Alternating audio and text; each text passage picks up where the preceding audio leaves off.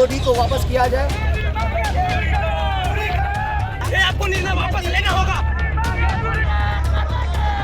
4 साल हम लोग नौकरी करते हैं तो इसके बाद हम लोग कहाँ जाएंगे?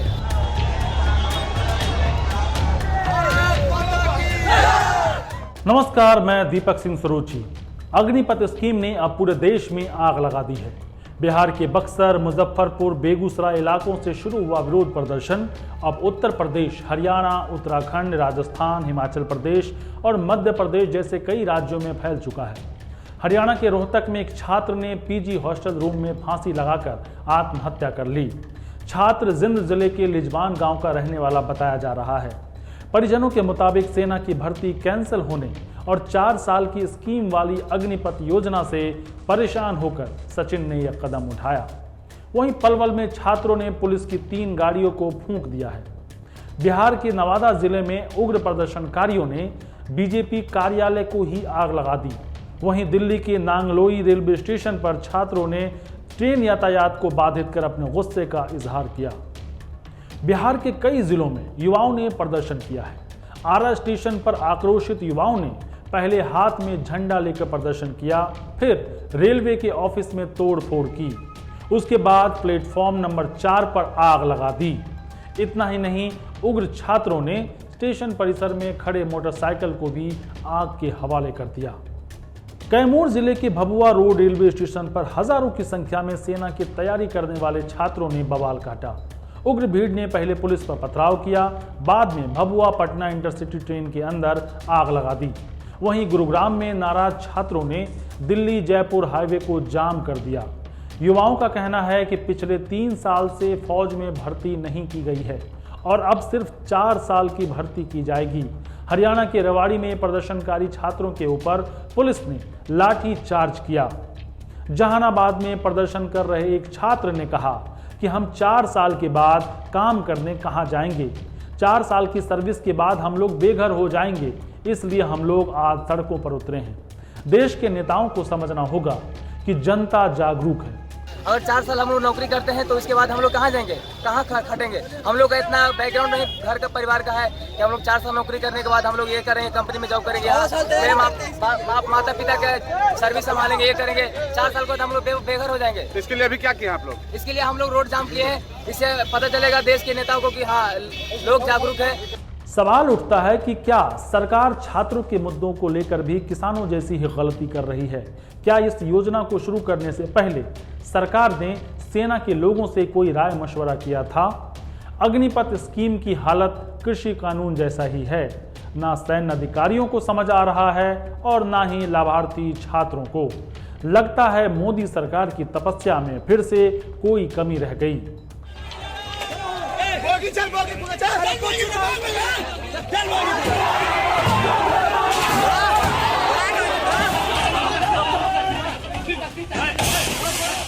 आश्चर्य है, भारत प्रत्येक दिन चीन के साथ सीमा विवाद को लेकर युद्ध के संशय में जीता है। सैन्य बजट में कई गुना पीछे होने के बावजूद अपने साहस और हिम्मत के दम पर भारत की आर्मी दुनिया की 4थी सबसे मजबूत आर्मी है।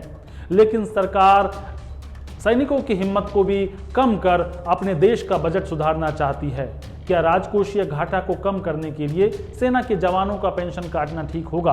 अगर हाँ, तो फिर सांसदों और विधायकों पर खर्च होने वाले बजट में कटौती क्यों नहीं होनी चाहिए? आपकी जानकारी के लिए बता दूं कि अमेरिका, रूस, चीन के बाद भारत की आर्मी दुनिया में 4थी सबसे ताकतवर आर्मी है। वर्तमान में भारत का सैन्य बजट 6 लाख करोड़ है, जो विश्व का 3रा सबसे बड़ा सैन्य बजट है। आपको जानकर हैरानी होगी, पड़ोसी देश चीन का सैन्य बजट 122.79 लाख करोड़ रुपए है, यानी कि भारत से 20 गुना ज्यादा। अमेरिका का बजट हम लोगों से 10 गुना ज्यादा है। मोदी सरकार ने भारत को विश्व गुरु बनाने के लिए पहले भी कई फैसले लिए हैं, जैसे नोटबंदी, जीएसटी, धारा 370 हटाना। याद कीजिए, जब इस तरह की घोषणा सरकार ने की थी तो क्या तर्क गढ़े गए थे। लेकिन क्या वजह है कि सरकार जिस दावे के साथ कोई घोषणा करती है वो दावा ही पूरा नहीं होता? क्या नोटबंदी से देश का काला धन वापस आ गया? क्या जीएसटी लागू करने से देश की अर्थव्यवस्था ने बुलंदी की नई ऊंचाइयों को छू लिया? अगर हाँ, तो कई सालों से पेट्रोल डीजल के नाम पर लोगों के जेब पर डाका क्यों डाला जा रहा है? क्या जम्मू कश्मीर से धारा 370 हटाने के बाद घाटी में अमन चैन कायम हो गया है और विकास की धारा बहने लगी है? आपके जानने में कोई हिंदू परिवार वहां है तो हालचाल ले लीजिए। क्या वजह है कि केंद्र सरकार की प्रत्येक योजना एक एक कर फ्लॉप साबित हो रही है? क्या वाकई सरकार किसी भी स्कीम या कानून को लागू करने से पहले, लाने से पहले विशेषज्ञों की कोई राय नहीं लेती? पिछले 8 सालों में बीजेपी के जो भी फ्लैगशिप प्रोजेक्ट रहे उसका क्या हश्र हुआ है देख लीजिए। अगर अच्छा हुआ होता तो क्या सरकार इसका श्रेय लेने से चूकती? याद कीजिए, vaccine for all, free for all, धन्यवाद मोदी जी वाला विज्ञापन। आपके देश की सरकार कोरोना महामारी के दौरान भी अपने कर्तव्यों को आपके लिए उपकारों के तौर पर गिनाना नहीं भूलती। फिर क्या वजह रही कि वो फ्लैगशिप प्रोजेक्ट को महिमा मंडन करना भूल गई? बीजेपी सांसद वरुण गांधी ने रक्षा मंत्री राजनाथ सिंह को एक पत्र लिखा है और कहा है कि अग्निपथ योजना को लेकर देश के युवाओं के मन में कई सवाल हैं। सरकार अतिशीघ्र योजना से जुड़े नीतिगत तथ्यों को सामने रखे जिससे कि युवा असमंजस की स्थिति से बाहर निकल सकें। तो क्या मोदी सरकार छात्रों से बात करेगी, उनके लिए कोई संदेश भेजेगी जिससे कि रोजगार को लेकर उनके मन में जो असुरक्षा की भावना जगी है उसका अस्थायी समाधान निकाला जा सके, या इस नेतृत्वहीन प्रदर्शन को किसी और तरफ भटका दिया जाएगा? मैं इस मुद्दे को लेकर अपने गेस्ट से बात करूं उससे पहले आपको कुछ छात्रों के रिएक्शन दिखला देता हूं। दिल्ली तक जाएंगे, जान दे देंगे अगर नहीं पहन तो। अपनी जान करेंगे। हम सब यहाँ जिंदा लाश खड़े हुए हैं। हमारे ही दोस्त 62 जो आज तक अब तक जो हमें पता चली है 62 लोगों ने फांसी लगा ली है। अर्थी दो या वर्दी दो। हमारे साथ आज बातचीत करने के लिए मेजर जनरल रिटायर्ड राजन कोचर सर हैं। उनसे बातचीत करेंगे और जानेंगे कि आखिर क्या वजह है कि सर पूरे देश में छात्र इतने उग्र हो गए हैं, ट्रेनों में आग लगा दे रहे हैं, सड़क पे तोड़फोड़ कर रहे हैं, बीजेपी कार्यालय में नवादा में आग लगा दी। ये उग्र प्रदर्शन की वजह क्या है? देखिए दीपक जी, आपके चैनल के माध्यम से मैं ये सारे युवकों को अपील करना चाहता हूं कि हिंसा का रास्ता कोई तरीका नहीं होता एक प्रॉब्लम को हल करने के लिए। और अगर आप फौज में भर्ती होना चाहते हैं तो आप में देश प्रेम होना बहुत जरूरी है। और अगर आप ऐसी हरकतें करेंगे कि आप गवर्नमेंट प्रॉपर्टी को नुकसान पहुंचाएंगे और इस तरीके का एजिटेशन करेंगे तो क्या लगता है कि आपको फौज में फिर भर्ती मिलेगी? मेरी ये अपील है आप सब लोगों से कि एक बातचीत का जरिया गवर्नमेंट के साथ शुरू किया जा सकता है। कुछ एक लेकिन सर सवाल ये है कि आखिर गुस्से की इतनी बड़ी वजह क्या है? क्या छात्रों को ये डर है कि उनका भविष्य अंधकारमय होने वाला है क्योंकि आपके पास परमानेंट नौकरी नहीं? आप क्या देखते हैं, क्या समझते हैं? इसको बेसिकली देखिए, फौज में जब कोई भर्ती होता है या इच्छुक रहता है फौज में जाने के लिए तो 2 कारण होते हैं। पहला होता है देश की सेवा और दूसरा होता है जॉब सिक्योरिटी। और मैंने भी जब फौज में ज्वाइन किया था तो ये दोनों इंपॉर्टेंट रीजंस थे मेरे फौज में ज्वाइन करने के लिए। और अगर आप जॉब सिक्योरिटी का जो एक इम्पॉर्टेंट पैरामीटर है अगर आप उसको निकाल देंगे तो उससे एक साइकी पर आपके जो सोचने का तरीका है उस पे एक घात लगती है। और इसीलिए ये जो प्रदर्शन हो रहा है, ये जो एजिटेशन हो रही है और ये जो अनरेस्ट हो रहा है, इसका मुख्य कारण है कि एक तो आपने 2 साल से रिक्रूटमेंट रोक के रखी। कई हजार युवक हैं जो वेट कर रहे थे कॉल लेटर का और उनको कॉल लेटर नहीं आया और अब वो ओवर एज हो चुके, तो गुस्सा आएगा। दूसरा है कि आप अब उनको बता रहे हैं कि हम 25% ही परमानेंट कमीशन में रखेंगे, आप 4 साल देश की सेवा करो और उसके बाद हम आपको नहीं रख पाएंगे। तो ये दूसरी वजह है। और कल आपके प्रोग्राम में मैंने कुछ सुझाव रखे थे गवर्नमेंट को रिकंसिडर करने के लिए, और उसमें पहला ये सुझाव था कि आप एक लैटरल इंडक्शन स्कीम निकालिए, और जो अगर आपने 75% फौज में नहीं रखने, उनको एक आप assured job paramilitary forces, CRPF हो गया, बीएसएफ हो गया, पुलिस हो गया, तो इन फोर्सेस में आप उनको एक लैटरल एंट्री स्कीम के जरिए एक जॉब अश्योरेंस दे। आज जो स्टेटमेंट आई है होम मिनिस्टर की, उसमें जॉब अश्योरेंस नहीं दी गई। बोला गया है कि हम आपको प्रायोरिटी देंगे। इसका क्या मतलब है? प्रायोरिटी देने का क्या मतलब होता है? आप एक कमिटमेंट दो इन युवकों को कि आपका जो फ्यूचर है वो सिक्योर है। अभी जैसा कि मैंने बताया कि चीन का जो सैन्य बजट है हमसे 20 गुना ज्यादा है, और हमारे बगल में चीन है जहां हर रोज ये डर लगा रहता है कि युद्ध कब शुरू हो जाए, क्योंकि रोज खबरें आती है कि बॉर्डर के आसपास की गतिविधियां काफी तेज है, वहां पे सैन्य गतिविधि बढ़ रही है। ऐसे में यहाँ पे बजट में कटौती करने के लिए इस तरह का प्रयोग करना, क्या आप इसको ठीक समझते हैं? देखिए, आप भारत की तुलना चीन के साथ मत कीजिए, जमीन आसमान का फर्क है। चीन के पास जो इकोनॉमिक पावर है वो हमारे पास नहीं। चीन के पास जो इंडस्ट्रियल माइट है, जो उनकी मैन्युफैक्चरिंग कैपेबिलिटी है, वो हमारे पास नहीं।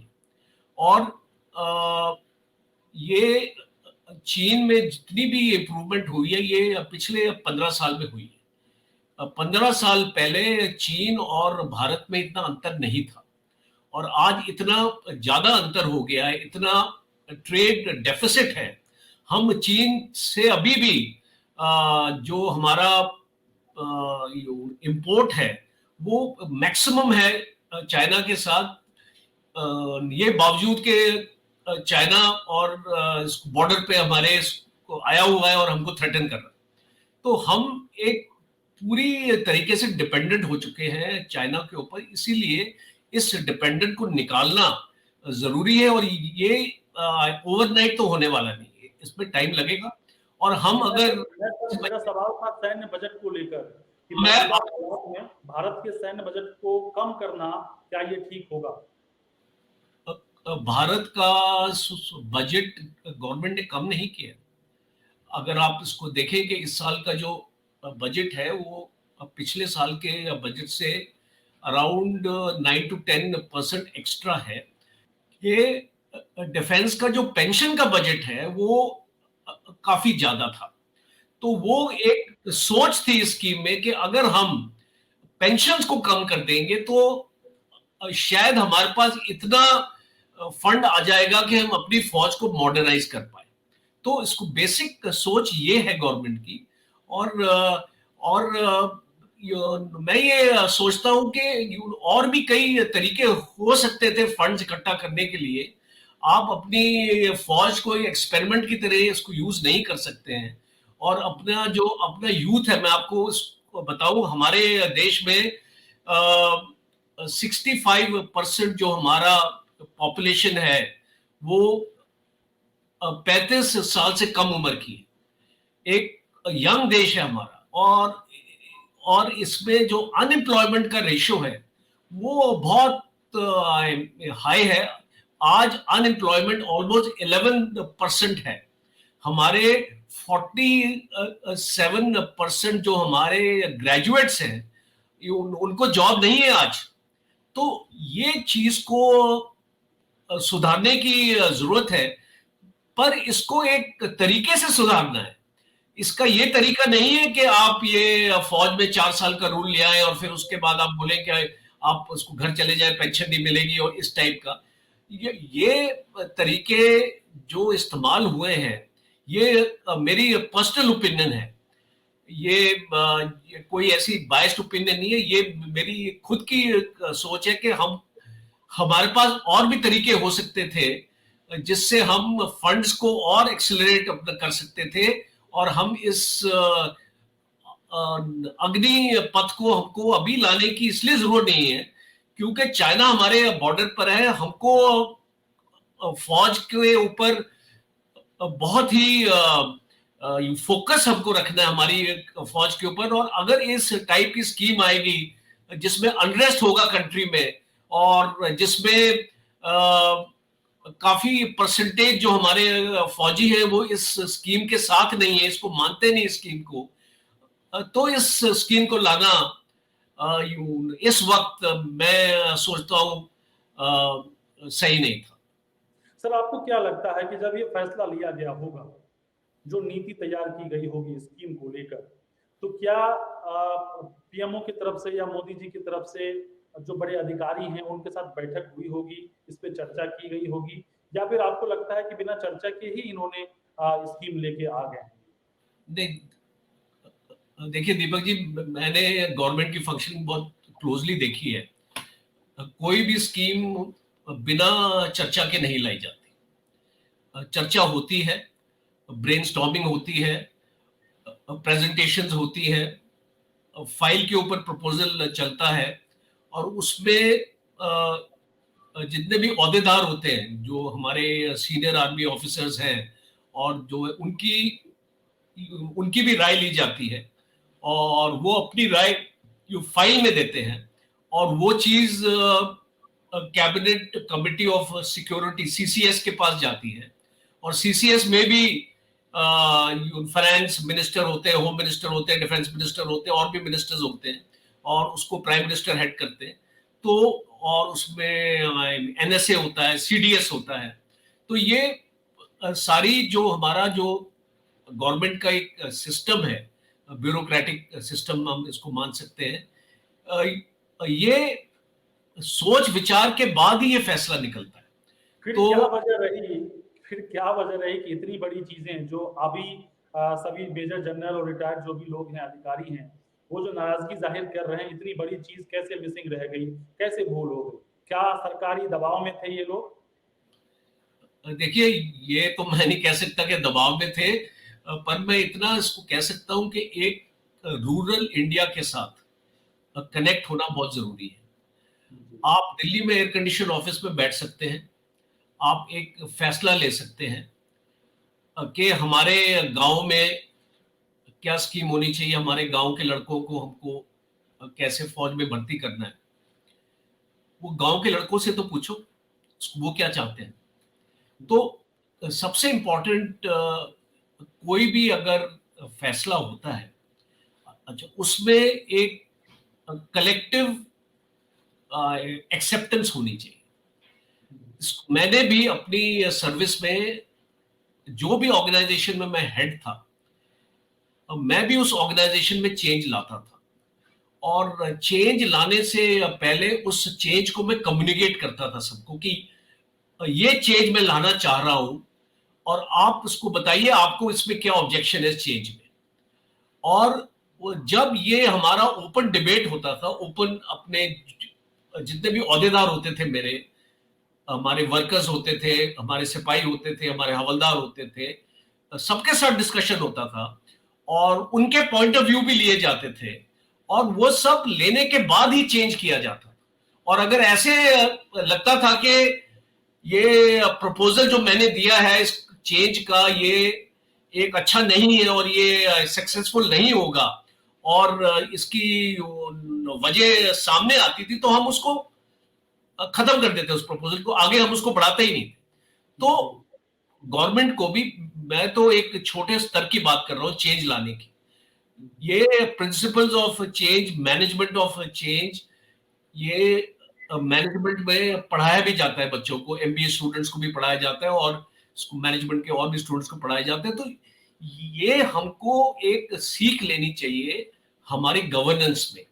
हम अगर एक कंट्री को अगर हम गवर्न करना चाहते हैं, और अगर हम उसमें पाथ ब्रेकिंग लॉज निकालना चाहते हैं जिससे एक टर्बुलेंस आ सकती है, तो हमको ये डिस्कस करना चाहिए। कल मैं एक टीवी चैनल में था और एक सीनियर नेवी के ऑफिसर बोल रहे थे कि 2 साल से हमने इसके ऊपर बहुत डिबेट किया है इस स्कीम के ऊपर, और ये स्कीम बिल्कुल सही है। तो मैंने उनसे पूछा कि आप मुझे बताइए, आपने कहाँ डिबेट किया ये, इसको किससे पूछा गया, इसको मुझे तो कोई नॉलेज नहीं है इस डिबेट के बारे में।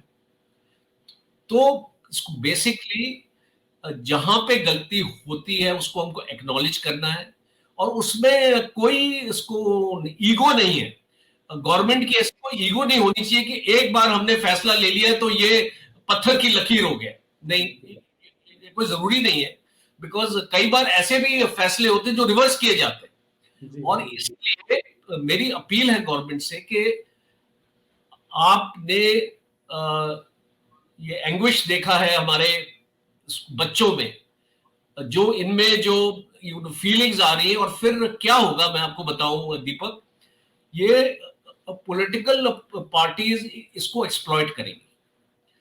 ये जब ऐसा अनरेस्ट होगा तो राहुल गांधी भी स्टेटमेंट देगा, और केजरीवाल भी देगा, ममता बनर्जी भी देगी, इसको सब लोग देंगे, बिकॉज वो इस चीज को एक्सप्लॉइट करेंगे।